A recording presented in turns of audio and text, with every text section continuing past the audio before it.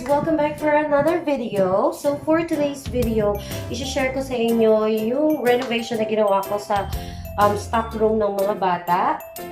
By the way guys, ito ay ang aming extra room na stock room, and then ginawa ko, nirenovate ko siya, and i-transform ko siya into a playroom and a study room at the same time. So, naisipan ko kasi since si Kobe, dapat papasok na siya this school year sa school, kaya lang hindi natuloy kasi parang wala pa yata siya sa wisho. So, I decided na i-recreate yung room into a study room wherein makakapaglaro kaming dalawa, at the same time matuturuan ko siya, makakapag-aral siya, and I can also introduce like numbers, letters, although alam naman na niya yung letters, color, shapes, and numbers, pero syempre, polishing na lang para at least by next year pag pumasok siya sa school, hindi na siya mahirapan mag-adjust. So, without any further ado, ipapakita ko sa inyo kung paano ko i-transform yung stock room namin into a study room and playroom. So, kung bago ka pala sa channel ko, my name is MummaDunna. If hindi ka pa nakapag-subscribe sa channel ko, please consider subscribing. Click the red button down below. And start na tayo guys. Ipapakita ko na sa inyo kung ano yung kinalabasan ng from stock room into a kids playroom and study room. Let's go! This is the room. And I'll try to make it. And toys sila doon. Yan. So, ang gagawin natin is pagsasama-samahin ko lahat ng toys nila guys. Gagawa ako ng isang toy room. And then on this side, dito, gagawin ko siyang study area ni Kobe. Ayan. Ang kalat guys. Sorry naman sa kalat. Kasi stock room na namin siya. So, yung mga yan, yung mga carton na yan, gagawin ko siyang mga boxes. Tapos babalutan ko na yung iba-ibang colors para maging hagdan. Kaya nag-start na kami magligpit dito sa kwarto. So, lahat ng mga boxes ko nakikita nyo, tinanggal na namin dyan. And dahil makukulit itong mga batang to, gusto daw nilang tumulong. So, ayan. Pinagbigyan ko na sila. So, makalat pa rin siya actually. Ito na yung mga natapos kong boxes na may mga color. And I think dadagdagan ko pa yan kasi parang kulang pa siya.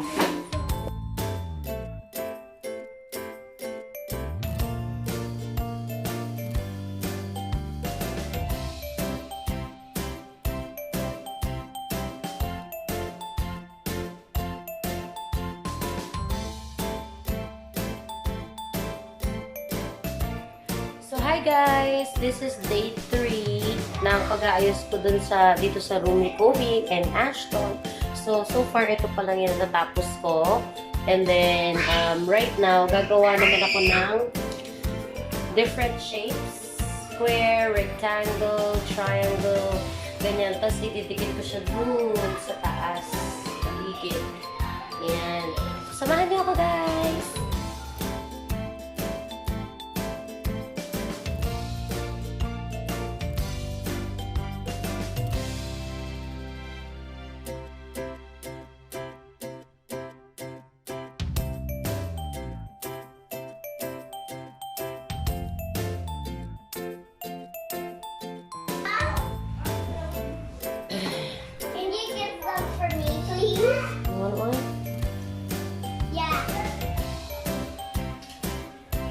Let's eat, guys.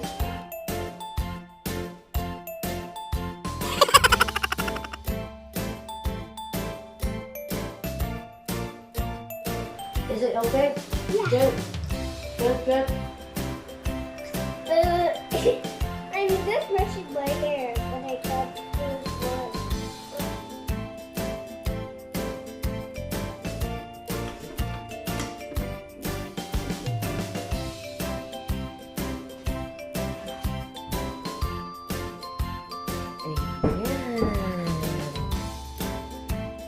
So guys, ito yung study room / playroom na ginawa ko para kay Kobe and para kay Ashton.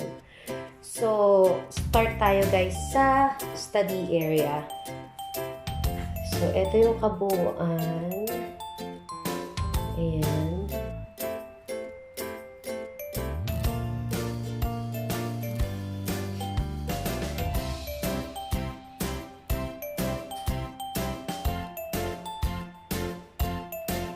And dito sa side na to guys, dyan sa side na yan is, dyan yung study area ni Kobe. So, ito yung magiging table and chair niya. Yan. And then, meron siyang sariling workbook. Yan. And dito yung mga pencil, ruler, and then color, and then we'll put erasers here. And then, dito naman is yung magiging board niya. Yan yung board niya, which is corkboard na lang yung binili ko instead of whiteboard kasi medyo pricey yung whiteboard. So, mas mura yung corkboard.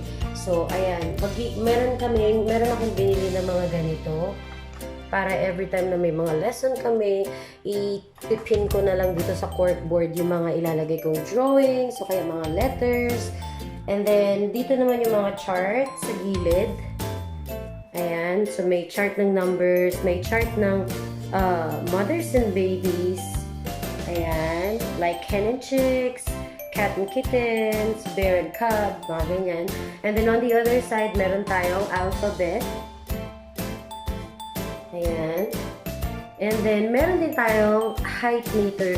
So, parang everyday, ang gagawin namin is every papasok si Kobe dito sa room, i-check namin yung height niya and we will see the progress kung ilang inches ba ang tinatangkad niya every week.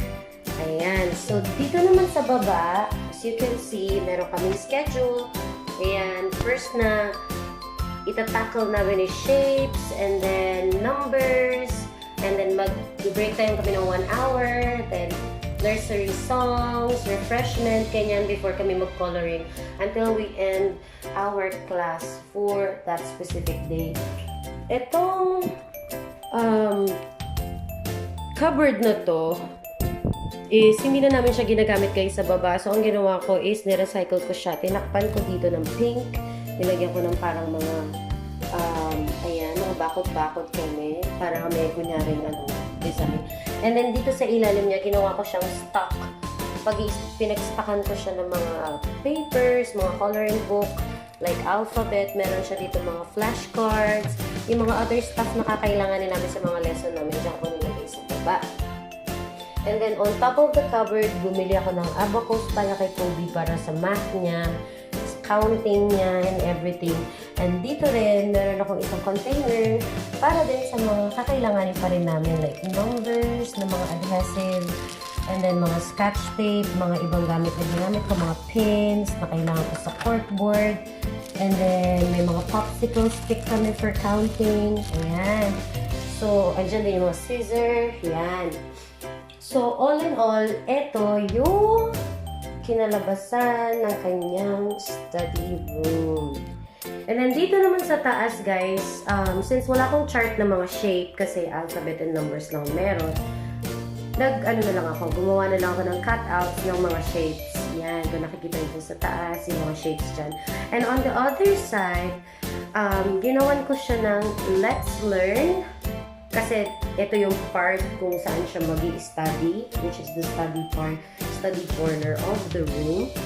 And then, on the other side, nilagyan ko ng sun para medyo catchy-catchy at mag-enjoy si Kobe at Ashton. Makita nila, wow, napaka-bright ng room because of the sun in the middle. So, wala lang. Ever since bata ako, yan na yung lagi ko dinodrawing. Like, every time na mag-drawing ako sa papel, yung mga bundok, puno, ganyan, laging ganyan ang drawing ko ng sun. I don't know, gusto ko yung drawing na ganyan ng sun. So, ayan, ginawa ko siya dyan. And then, on the other side, on the other corner of the room, nakalagay and play. So, technically, this room is all about learning and playing. So, this side naman, on this part, dito naman yung play area nila, which nilagay ko lahat ng, actually, hindi pa yan lahat ng toys nila, Ashton, tsaka ni Kobe. Yung iba lang na pwede kong ilagay dyan. Tapos yung iba nakatabi. And then yung iba nasa baba ng bahay. Ayan, kung napanood niyo yung vlog ko about yung haul ko nung bumili ako ng mga pang-decor sa National Bookstore.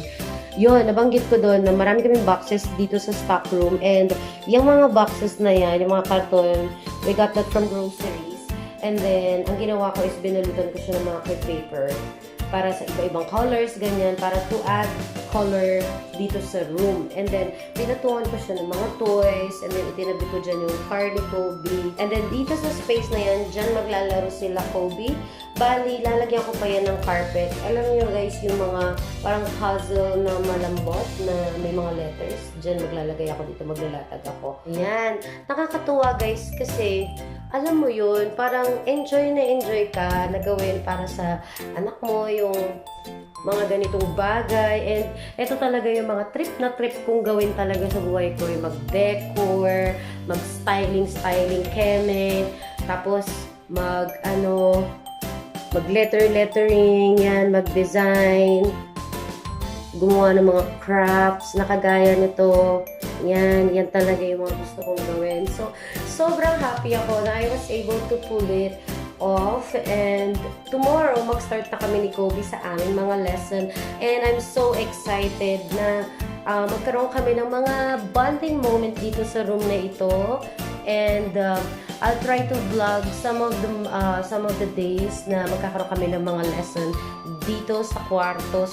Ayan guys, thank you so much sa pagsama sa akin sa vlog na ito, and I do hope may natutunan kayo and may nakuha kayong idea about how you recreate a room and kung ano-ano rin yung mga designs or mga kailangan yung gawin sa isang area ng bahay nyo para sa mga kids nyo kapag mag-start na silang mag-schooling. And ayan, it's so nice to share a video like this to all of you guys, especially sa lahat ng mga mommies na nagkakaroon ng struggle kung paano nila i-prepare mga anak nila for school, kung paano ba sila mag-start sa bahay. So, eto, perfect na video para sa inyo, para lalo pagiging interesado ang mga anak natin sa pagpasok sa school, sa bahay pa lang umpisahan na natin. Thank you so much sa pagsama sa akin sa video na ito. And please, huwag niyo pong kalimutang mag-subscribe sa aming channel for more videos. And also, if you think you like this video, please give it a thumbs up and leave a comment as well on how you feel about the decoration that I did. See you again soon on our next video. Stay positive. Bye!